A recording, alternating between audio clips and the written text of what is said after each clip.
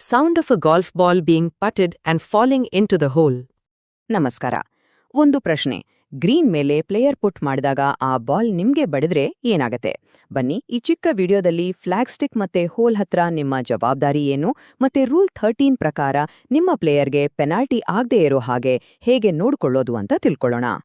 ಸರಿ, ಹಾಗಾದ್ರೆ ಶುರು ಮಾಡೋಣ ಅಲ್ವಾ? ಮೊದಲಿಗೆ ಫ್ಲಾಗ್ ಸ್ಟಿಕ್ ಅಟೆಂಡ್ ಮಾಡುವಾಗ ನೀವು ಎದುರಿಸೋ ಕೆಲವು ಮುಖ್ಯವಾದ ಸಂದರ್ಭಗಳನ್ನ ನೋಡೋಣ. ಫ್ಲಾಗ್ ಸ್ಟಿಕ್ ಅಟೆಂಡ್ ಮಾಡೋದು ಅಂದ್ರೆ ಅದೊಂದು ಅಫಿಷಿಯಲ್ ಜವಾಬ್ದಾರಿ.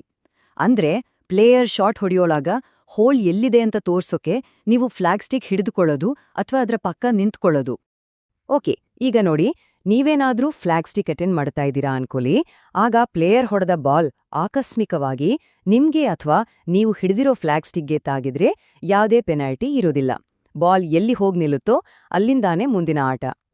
ಈಗ ಒಂದು ಬಹಳ ಮುಖ್ಯವಾದ ನಿಯಮವನ್ನ ಹೇಳ್ತೀನಿ, ಇದನ್ನ ಯಾವತ್ತೂ ಮರಿಬಾರ್ದು. ಚಲನೆಯಲ್ಲಿರೋ ಬಾಲ್ಗೆ ಯಾವತ್ತೂ ಬೇಕು ಅಂತ ಅಡ್ಡಿ ಮಾಡಬಾರ್ದು. ಇದು ಕ್ಯಾಡಿಗಳು ಮಾಡುವೊಂದು ಸಾಮಾನ್ಯ ಆದ್ರೆ ತುಂಬಾನೇ ಸೀರಿಯಸ್ ಆದ ತಪ್ಪು.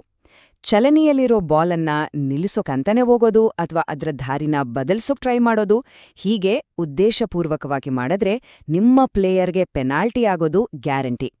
ಮುಂದೆ ಹೋಲ್ ಹತ್ರನೇ ಆಗೋ 2 ವಿಶೇಷ ಸಂದರ್ಭಗಳನ್ನ ನೋಡೋಣ.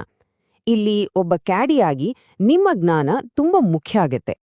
ಈ ಚಿತ್ರವನ್ನ ಸ್ವಲ್ಪ ಗಮನಿಸಿ. ಬಾಲ್ ಫ್ಲಾಗ್ ಸ್ಟಿಕ್ಗೆ ತಾಗಿ ನಿಂತಿದೆ. ಆದ್ರೆ ಬಾಲ್ನ ಸ್ವಲ್ಪ ಭಾಗನಾದ್ರೂ ಗ್ರೀನ್ ಸರ್ಫೇಸ್ನ ಕೆಳಗೆ ಇದ್ರೆ ಮಾತ್ರ ಅದನ್ನ ಹೋಲ್ಡ್ ಅಂತ ಕರೀತಾರೆ, ಇಲ್ಲಾಂದ್ರೆ ಅದು ಹೋಲ್ ಆಗಿರಲ್ಲ. ಇನ್ನೊಂದು ಕಾಮನ್ ಸಿಚುವೇಶನ್, ಬಾಲ್ ಬಂದು ಕರೆಕ್ಟಾಗಿ ಹೋಲ್ನ ಅಂಚಲ್ಲಿ ನಿಂತ್ಕೊಂಡ್ರೆ ಏನ್ ಮಾಡೋದು? ನೋಡಿ, ರೂಲ್ ಪ್ರಕಾರ ಪ್ಲೇಯರ್ಗೆ ಹೋಲ್ ಹತ್ರ ನಡೆದು ಬರೋಕೆ ಎಷ್ಟು ಬೇಕೋ ಅಷ್ಟು ಟೈಮ್, ಜೊತೆಗೆ ಇನ್ನೂ 10 ಸೆಕೆಂಡ್ ಹೆಚ್ಚುವರಿ ಟೈಮ್ ಇರುತ್ತೆ. ಅಷ್ಟ್ರಲ್ಲಿ ಬಾಲ್ ತಾನಾಗೆ ಒಳಗ್ಬಿದ್ರೆ ಅದು ಹೋಲ್ ಅಂತಾನೆ ಲೆಕ್ಕ. ಸೊ ಒತ್ತಾರೆಯಾಗಿ ಹೇಳೋದಾದ್ರೆ, ಆಕಸ್ಮಿಕವಾಗಿ ಬಾಲ್ ಬಡಿದ್ರೆ ಪೆನಾಲ್ಟಿ ಇಲ್ಲ, ಆದ್ರೆ ಬೇಕು ಅಂತಾನೆ ಅಡ್ಡಿ ಮಾಡಿದ್ರೆ ಪಕ್ಕಾ ಪೆನಾಲ್ಟಿ. ಹೋಲ್ನ ತುದಿಯಲ್ಲಿ ಬಾಲ್ ನಿಂತ್ರೆ ಆ 10 ಸೆಕೆಂಡ್ಗಳ ರೂಲ್ ಮತ್ತೆ ಫ್ಲಾಗ್ ಸ್ಟಿಕ್ಗೆ ತಾಗಿ ನಿಂತಿರೋ ಬಾಲ್ ಯಾವಾಗ ಹೋಲ್ ಆಗತ್ತೆ ಅನ್ನೋದನ್ನ ಮರಿಬೇಡಿ. ಕ್ಯಾಡಿ ರಿಮೈಂಡರ್: ಒಬ್ಬ ಪ್ರೊಫೆಷನಲ್ ಕ್ಯಾಡಿ ಆಗಲು ಆಟದ ಮಾದರಿ, ಅರ್ಥ ಮತ್ತು ತಂತ್ರಜ್ಞಾನಗಳನ್ನ ತಿಳಿದುಕೊಳ್ಳಿ. ಮುಂದಿನ ಎಪಿಸೋಡ್ನಲ್ಲಿ ಸಿಗೋಣ.